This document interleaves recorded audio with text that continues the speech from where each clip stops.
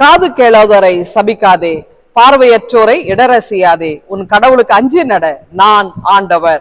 லேவியர் 19ஆம் அதிகாரம் 14வது வசனம். இத பார்வையற்றவர்கள், காது கேட்காதவர்கள் அல்லது உடல்நிலை ஊனம் உற்றவர்கள், உடல்நல குறைபாடு உள்ளவர்களை நாம கடுமையான வார்த்தைகளை பயன்படுத்தி அவங்கள நம்ம இன்னும் அதிகமாய் புண்படுத்துகிற ஒரு நிலைமையில இருக்குங்க. அதாவது குருடன், செவிடன், இந்த மாதிரி வார்த்தைகளை நம்ம தவிர்ப்பது நல்லது. இப்போ என்னன்னா, அதாவது இந்த மாதிரி உடல்நல குறைவுபாடு உள்ள மக்களை பாலஸ்தீனா பகுதிகள் எல்லாம் என்ன நினைச்சாங்க, இயேசுவின் காலத்துல என்ன நினைச்சாங்க அப்படின்னா, அவங்க எல்லாம் பாவம் செஞ்சவங்க, அவங்க செஞ்ச பாவத்துக்கு கடவுள் தக்க தண்டனை கொடுத்தார் அப்படின்னு மக்கள் நினைத்தாங்க. அப்ப அவங்களாம் பாவிகளாகவே கருதப்பட்டு ஊருக்கு வெளியே அவங்கள ஒதுக்கி வைத்திருந்தாங்க. குடும்பத்துல இருந்து ஒதுக்கிட்டாங்க, வாழ்கின்ற சமூகத்துல இருந்து ஒதுக்கிட்டாங்க, திருச்சபையிலிருந்து ஒதுக்கிட்டாங்க.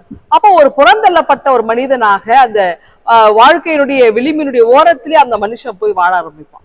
அப்போ அவன் மனசுல ஏற்கனவே நோயினால் வருகின்ற தாக்கம் ஒரு புறம், அதை விட மக்களுடைய அந்த தனிமைப்படுத்துகின்ற அந்த நிலைமை இன்னும் இந்த நோய் உற்றோரு அதிகமாக தாக்குங்க.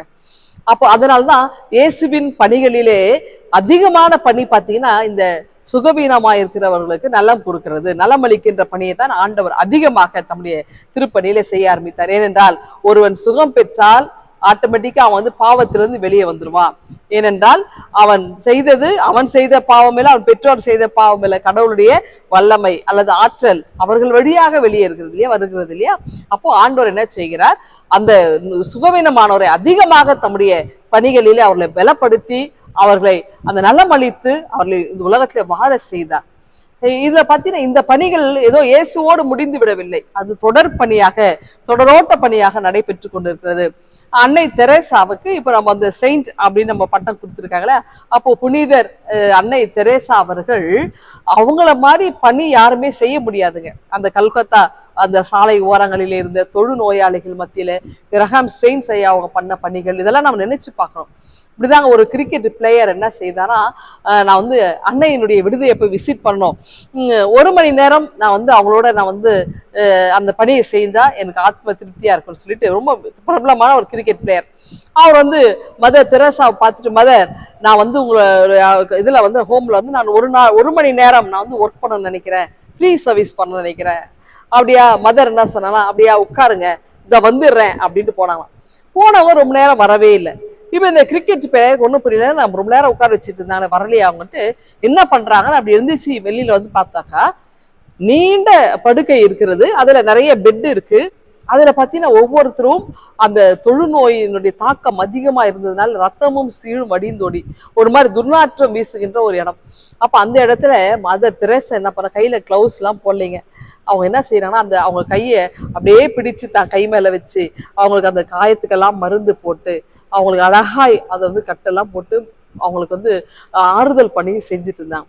அவங்களுடைய கால்கள்ல ஏற்படுகின்ற காயங்கள் சீழெல்லாம் இருக்கும், அதெல்லாம் தொடச்சி தான் மேல எடுத்து வச்சு அதுக்கு மருந்திட்டு இதெல்லாம் இந்த கிரிக்கெட் பிளேயர் பார்க்கிறார். இந்த மாதிரி பணியெல்லாம் என்னால செய்ய முடியாது, அதெல்லாம் ஒரு சிலரால மட்டும்தான் முடியும், அன்னை தெரேசாவை போன்றோர் மட்டுமால தான் முடியும் அப்படின்னு ஒரு முடிவுக்கு வர்றார். பாருங்க, அதாவது நம்மளால பணி செய்ய முடியாது, ஆனால் இப்படிப்பட்டவர்களை நம்ம பொருட்படுத்தாமல் அவர்களை நம்முடைய வாழ்க்கையில ஏற்றுக்கொள்ள வேண்டும். அப்துல் கலாம் ஐயா கூட பார்த்தீங்கன்னா அந்த கால் நடக்க முடியாதவங்களுக்காக 300 கிராம் எடையுள்ள ஒரு செயற்கை காலை அவர்தான் அதை தயாரித்தார். அந்த ஒரு செயற்கை காலை தயாரித்த பெருமை அப்துல் கலாம் ஐயா கொண்டு. ஏன்னா நடக்க முடியாது, நடக்கட்டும். அப்போ ஒரு சயின்டிஸ்டே இதை ரெடி பண்ணியிருக்கிறார். அப்படி என்றால் இந்த காது கேளாதவர்கள், நடக்க இயலாதவர்கள், பேச இயலாதவர்கள், இவர்கள் எல்லாம் நம்ம வார்த்தைகளால் புண்படுத்தாமல் அவர்களும் நம்முடைய உடன் பிறந்த சகோதரர்களை போன்றவர்கள் என்ற எண்ணத்தோடு அவர்களை நாம் ஏற்று பாவிக்க வேண்டும். இதுதான் இயேசுவின் விருப்பமாயிருந்து, இயேசுவின் மகத்தான பணிகளாயிருந்து. இதை செய்ய நம்ம அர்ப்பணிப்போமா? ஆண்டவர் நம்மை ஆசீர்வதிப்பாராக. ஆமென். எங்கள் அன்பின் ஆண்டவரே, புறந்தள்ளப்பட்ட மக்களை நாங்கள் ஏற்றுக்கொள்ள அவர்கள் அன்பு செய்ய நீர் எங்களுக்கு கிருபை தாரும். மீட்பர் இயேசுவை ஜெபிக்கிறோம் அன்பின் கடவுளே. ஆமென்.